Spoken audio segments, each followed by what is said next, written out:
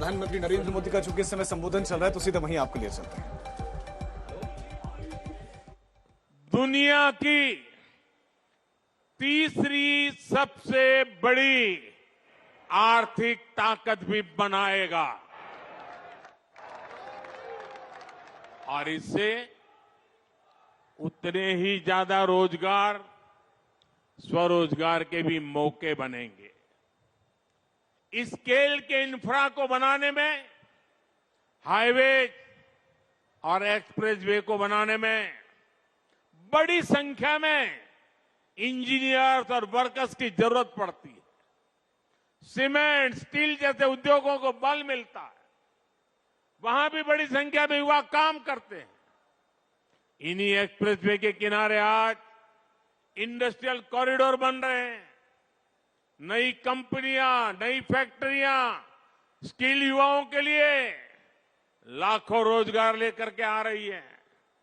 इसके अलावा अच्छी सड़कों के होने से टू व्हीलर और फोर व्हीलर इंडस्ट्री को भी गति मिलती है। इससे साफ है कि आज युवाओं को रोजगार के कितने नए अवसर मिल रहे हैं।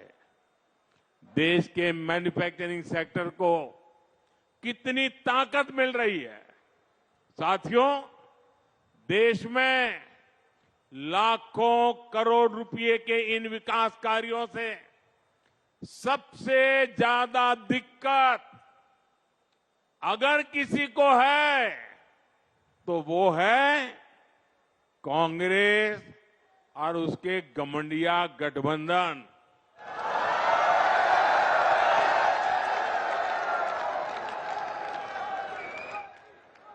उनकी नींद हराम हो गई है। इतने सारे विकास के काम और वो एक की बात कर रहे हैं तो मोदी 10 और कर देता है। उनको समझ ही नहीं आ रहा है क्या इतनी तेजी से काम भी हो सकते हैं क्या। और इसलिए अब विकास के मुद्दों पर चर्चा करने की उनकी ताकत बची नहीं है। और इसलिए वो लोग कह रहे हैं कि मोदी चुनाव की वजह से लाखों करोड़ रुपयों के काम कर रहा है। 10 वर्षों में देश इतना बदल गया, लेकिन कांग्रेस और उसके दोस्तों का चश्मा नहीं बदला है। इनके चश्मे का नंबर अभी भी वही है, all negative, all negative. Negativity और केवल नेगेटिविटी यही कांग्रेस और इंडी गठबंधन वालों का चरित्र बन गया है। ये तो वो लोग हैं जो केवल चुनावी घोषणाओं की सरकार चलाते थे। इन्होंने 2006 में नेशनल हाईवे डेवलपमेंट प्रोजेक्ट के तहत 1000 किलोमीटर एक्सप्रेसवे बनाने का ऐलान किया था। लेकिन ये लोग घोषणा कर करके घोंसले में घुस गए, हाथ पर हाथ रख करके बैठे रहे। ईस्टर्न पेरिफेरल एक्सप्रेसवे की बातें 2008 में की गई थी, लेकिन इसे पूरा हमारी सरकार ने 2018 में किया। द्वारका एक्सप्रेसवे और अर्बन एक्सटेंशन रोड का काम भी 20 वर्षों से लटका था। हमारी डबल इंजन की सरकार ने सभी मुद्दों को सुलझाया और हर प्रोजेक्ट को पूरा भी किया। आज हमारी सरकार जिस काम का शिलान्यास करती है उसे समय पर पूरा करने के लिए भी उतनी ही मेहनत करती है। और तब हम ये नहीं देखते हैं कि चुनाव है या नहीं। आज आप देख लीजिए, देश के गांवों को लाखों किलोमीटर ऑप्टिक फाइबर केबल से जोड़ा गया है। चाहे चुनाव हो या न हो, आज देश के छोटे छोटे शहरों तक में एयरपोर्ट बनाए जा रहे हैं। चाहे चुनाव हो या न हो, आज देश के गांव-गांव तक सड़कों का निर्माण किया गया है। चाहे चुनाव हो या न हो, हम टैक्स पेयर के एक एक पैसे की कीमत जानते हैं और यही कारण है कि हमने योजनाओं को तय बजट और तय समय में पूरा किया है।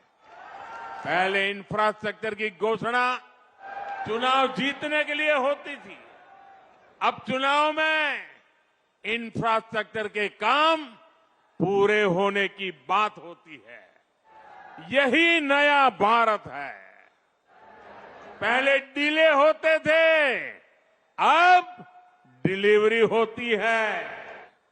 पहले विलंब होता था, अब विकास होता है।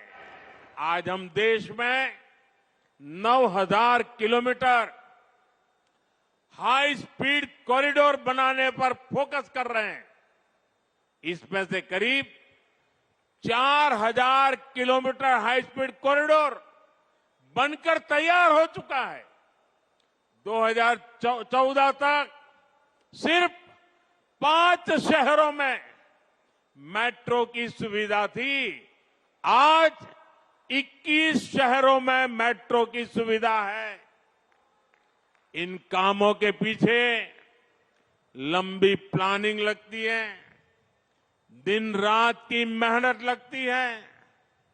ये काम विकास के विजन से होते हैं।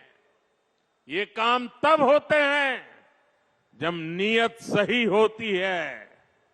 अगले 5 वर्षों में विकास की ये गति और कई गुना तेज होगी। कांग्रेस ने 7 दशक तक जो गड्ढे खोदे थे, वो अब तेजी से भरे जा रहे हैं।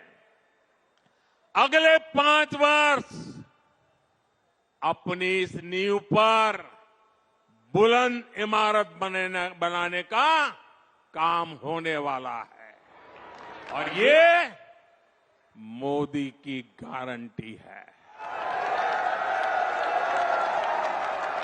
साथियों, आप सभी को इस विकास के लिए मैं बहुत बहुत बधाई देता हूं। आप